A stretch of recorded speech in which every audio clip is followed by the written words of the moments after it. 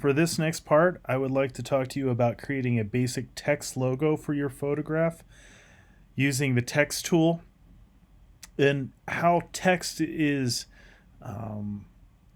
important in showing who the photographer is, as well as how the text is such an important part of your photograph that if you do a bad text logo, it could ruin your photograph. So, how to create a text treatment logo with your name on it for each one of your photographs. This is how I do it. I'm going to first show you the basic text logo and how to use color in text in Photoshop.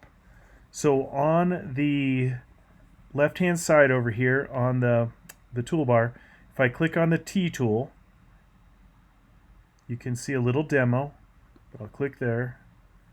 And now I am going to click in an area. If I click right here, and I am going to type my first name. Actually like that font. If you look up here, when I click off on the move tool, which is right there, you can see the T over in the layers, which is representing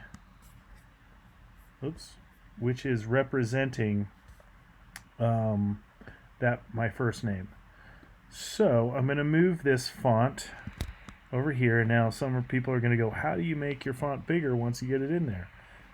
Just like when you adjust the size of your photo, Command T, you can make it bigger like so. Now, I am just going to use my first name for the logo.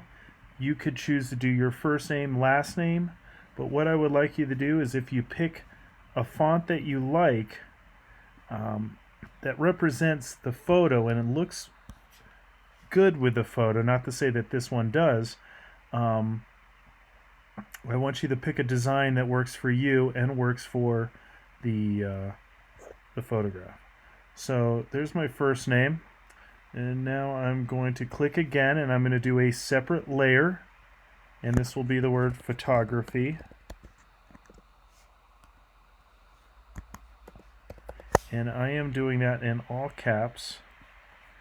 And now I'm going to change that font because I do not like this font for the word photography.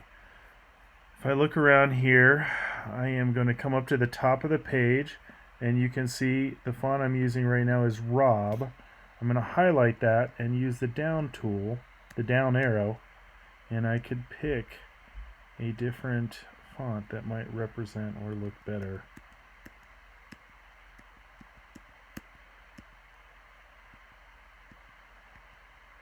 It's a style decision you have to make.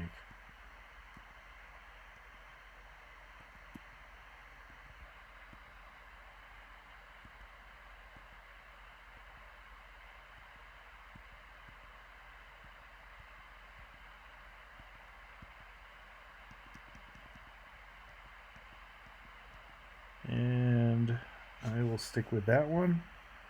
And I'm going to put a space in between each letter because I will give it a more modern feel. I'm going to move that close to my name, and I'm going to go Command T, make it a little smaller because my name is more important. And I'm going to put it right up close underneath there, like so. Now I want to take this font and I want to put some color into it that works with the photograph. So I'm using Command plus and minus, by the way, to zoom in and zoom out. It's very helpful.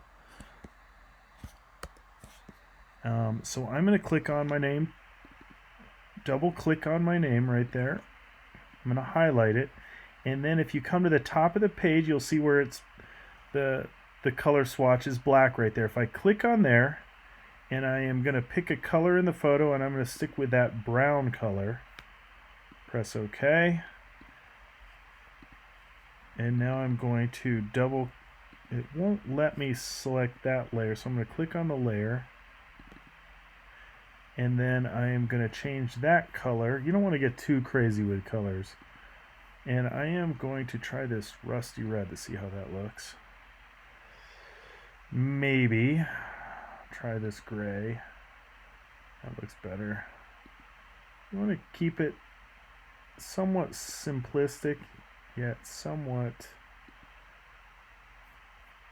clean and simple. There you go. So now I have autographed it, but do I like this position? I don't know. So in my layers bar, I'm going to hold shift and click on Chadwick and photography. That way they are combined. And I'm going to go Command T. I'm going to make it a little bigger. And I was thinking about turning this, but I'm not too sure if that looks good. But let's see how it looks. Nope. Takes away from the photo.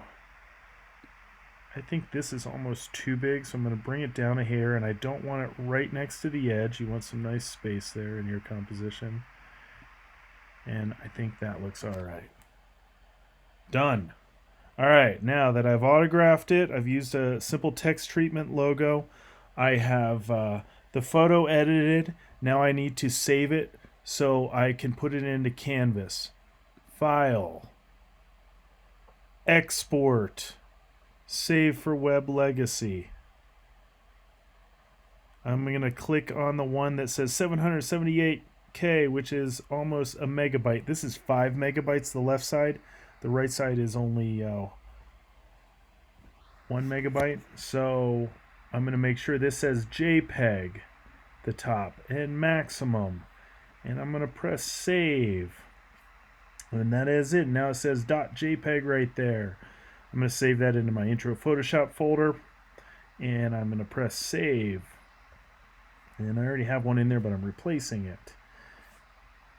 And I am finished. Now if I get out of that and I go to my folder to see what I did, if I look in here, just make sure when you upload to Canvas, you upload the one that says .jpeg, not the .psd. I'll double click on that one so you can see what it looks like. Brings up the preview screen, and there is my final, one of my 4 finals. And then go back in and have a little fun and make your photographs look interesting in Photoshop, playing with the adjustment tools. That is all I have for you guys. Have a wonderful day.